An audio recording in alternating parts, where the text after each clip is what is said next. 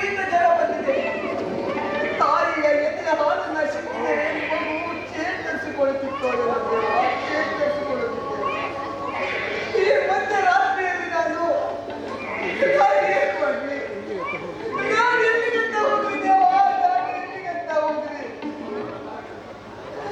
ಮಣಿಪ್ರಭಾ ಕಾರ್ಯಕ್ರಮ ಇದೆ ಅಂತ ಗಂಡನ ಜೊತೆ ಮೈಸೂರಿಗೆ ಹೋಗಿದ್ದಾರೆ ದೇವ.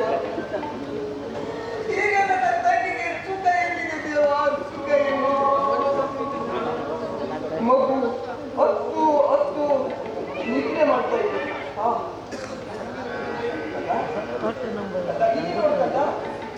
ಇಲ್ಲಿ ನೋಡಕ್ಕಲ್ಲ. ಅಯ್ಯೋ ದೇವರೇ, ಅಯ್ಯೋ ದೇವರೇ, ಮಗು ಉಸಿರಾಡ್ತಾ ಇಲ್ಲ, ಮಗು ಉಸಿರಾಡ್ತಾ ಇಲ್ಲ. ಅಯ್ಯೋ ಕಥಾ ಬದುಕಬಂಡಿ ಚಲಿಸಬಂತೆ ಗಾಲಿ ಚಕ್ರ ಮುರಿದಿದೆ. ಬಾಣದೋಣಿ ಸಾಗದಂತೆ ಅಲೆ ಬಸ ಬೆರೆದಿದೆ. ಬಯಲವಿಂದು ನಿಂತಿದೆ ದಾರಿ ಕಾಣದಾಗಿದೆ.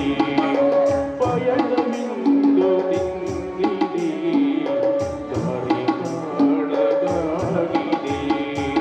ಬದುಕಬಂಡಿ ಚಲಿಸದಂತೆ ಗಾಲಿ ಚಕ್ರ ಮುರಿದಿದೆ. ಅಯ್ಯೋ ಚಾಮುಂಡೇಶ್ವರಿ, ನನ್ನ ತಂಗಿ ಮಗು ಉಸಿರು ನಿಂತೋಗ್ಬಿಟ್ಟಿದೆ ಅಮ್ಮ, ಉಸಿರು ನಿಂತೋಗ್ಬಿಟ್ಟಿದೆ. ನಾನು ಏನ್ ಮಾಡ್ಲಿ ಈಗ? ನಾನು ಏನ್ ಮಾಡ್ಲಿ? ಈ ಮಗು ಈ ಮಧ್ಯರಾತ್ರಿಯಲ್ಲಿ ನಾನು ಏನ್ ಮಾಡ್ಲಿ? ತಾಯಿ, ಮಗು ಸತ್ತು ಹೋದ ವಿಷಯ ನನ್ನ ತಂಗಿ ಮಣಿಪ್ರಭಾಗ್ ತಿಳಿಸ್ಲೆ. ಇಂಥ ಒಂದು ಮಗುವನ್ನ ಕಿತ್ಕೊಂಡ್ಬಿಟ್ಟಿಯ ದೇವ. ನೀನಂತ ನಿಸ್ಕೊಂಡಿ ದೇವ, ನೀನಂತ ನಿಸ್ಕೊಂಡಿ.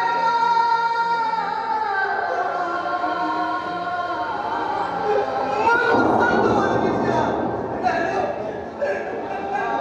ನನ್ನ ತಂಗಿಗೆ ತಿಳಿಸ್ಲೆ. ಬೇಡ.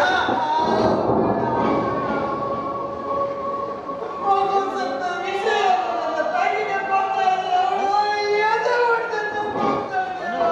ಎದೆ ಹೊಡ್ದದ್ದು. ಹೌದು, ಹೌದು. ಈ ವಿಷಯವನ್ನು ನಾನು ಯಾರಿಗೂ ತಿಳಿಸದೆ ನಾನು ನನ್ನ ಕೈಗೆ ಮುಗಿಬಿಟ್ಟು ನಾನು ಮಾಡ್ತೀನಿ ದೇವ. ನಾನು ಮಾಡ್ತೀನಿ ದೇವ, ವನವಾಸವು ಎಂಬರೆಯ ಶಾಪವು. ವನವಾಸವು ಅವಪರಿಯ ಶಾಪವು. ಬದುಕಬಂಡಿ ಚಲಿಸದಂತೆ ಗಾಲಿ ಚಕ್ರ ಮುರಿದಿದೆ. ಬಾಣದೋಣಿ ಸಾಗದಂತೆ ಅಲೆಯ ಬಸ ಬೆರೆದಿದೆ. ಪಡೆಯಲೆಂದು ನಿಂತಿದೆ ದಾರಿ ಕಾಣದಾಗಿದೆ. ಪಯಣವಿ